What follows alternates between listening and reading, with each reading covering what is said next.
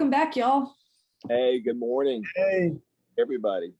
All right. So what's new under the sun? What's going on this week? There are this past week we celebrated Graduate Sunday. We had some wonderful celebrations of our high school and college graduates, and we honored some of our students at the blanket liturgy too. So this Sunday we have another very special Sunday.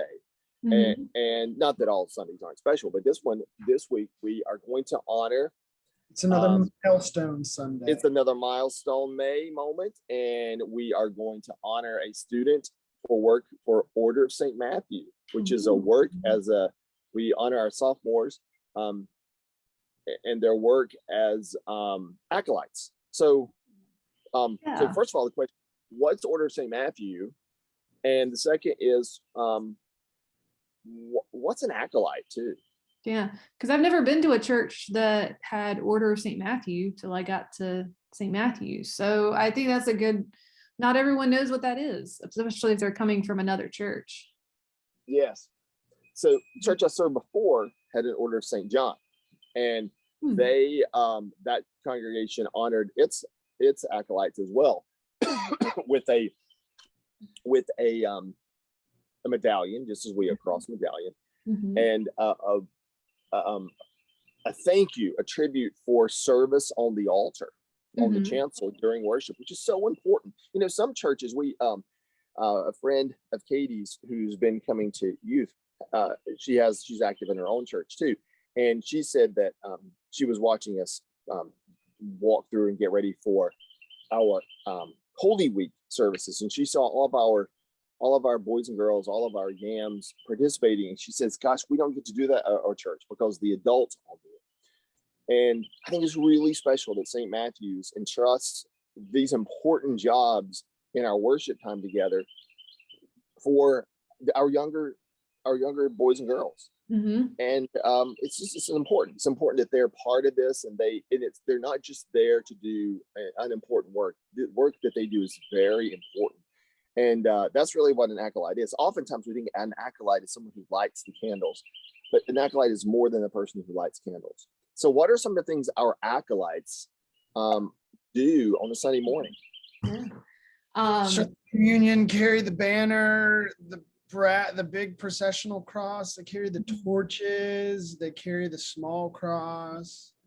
Take up offering or pass the offering to the ushers. They've been lay readers, look at kind of the confirmands, and they do it all, really. Yeah. That's important work. Yeah. So what makes this work important? What would happen if we didn't have acolytes?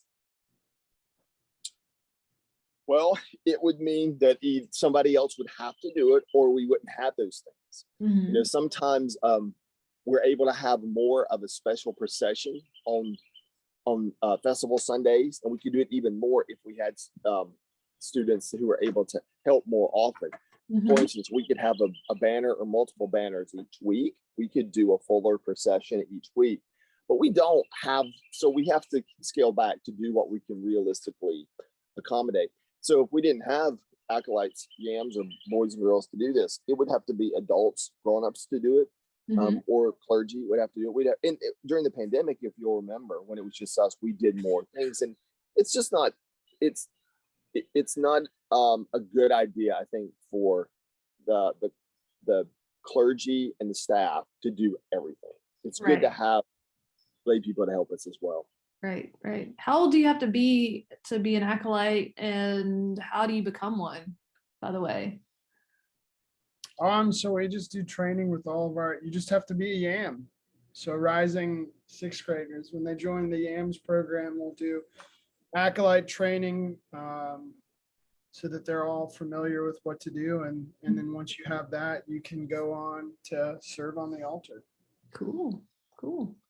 So some of our boys and girls still have a few years, and then some are almost there. Cool. That's right.